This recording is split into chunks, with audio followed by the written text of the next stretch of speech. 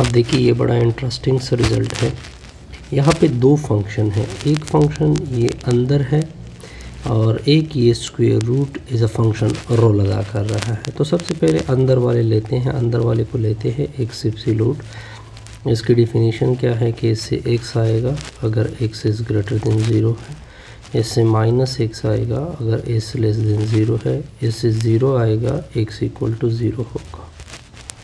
अगर हम इसकी डोमेन को देखें, x इज़ ग्रेटर देन 0, अगर हम इसको ये xy प्लेन ले लें, ये xy प्लेन है, x इज़ ग्रेटर देन 0, यहाँ से लेकर यानी मैं इसके लिए मार्कर चेंज कर देता हूँ, यहाँ से लेकर ये सारी वैल्यू ग्रेटर देन 0 है, यानी ये पॉजिटिव रियल ले रहा है, यानी इन्फिनिटी तक पॉजिटिव।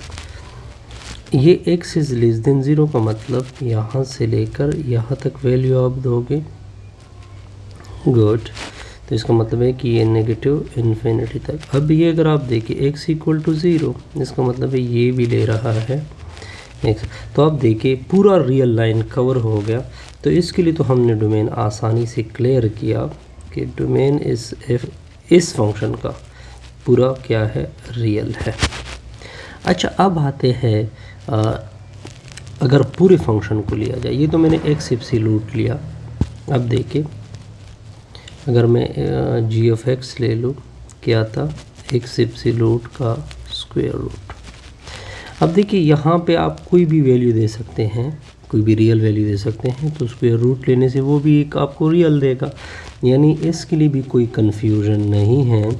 तो डोमेन जो g का होगा वो भी पूरा रियल होगा। अब डिस्कशन आती है रेंज की तरफ। रेंज हम आसानी से कवर कर सकते हैं इसके ग्राफ से। पहले ग्राफ बनाते हैं किसका, पहले ग्राफ बनाते हैं x एब्सोल्यूट का, फिर आते हैं x एब्सोल्यूट का स्क्वायर रूट। देखिए इसका जो ग्राफ होता है नॉर्मली वो v की शक्ल में होता है। किस फॉर्म में होता है, v की शक्ल में। तो इस ब्रांच के लिए ये लाइन इस तरह से कवर होगा, ठीक होगा। इस ब्रांच के लिए ये लाइन इस तरह से कवर होगा, गुड। ये x इक्वल टू 0, ये आपकी ये वैल्यू है, ओके। तो हमने ग्राफ बनाया इसका। अच्छा, अब आते हैं ग्राफ ऑफ g(x) का रिज़ल्ट लिख देते हैं x एब्सोल्यूट। असल में हमने तो ग्राफ इसका बनाना था, तो अब इसका ग्राफ बनाते हैं। इसका ग्राफ अब आपको आसानी से क्लियर हो जाएगा, कोई कन्फ्यूजन नहीं होगी, डोंट वरी।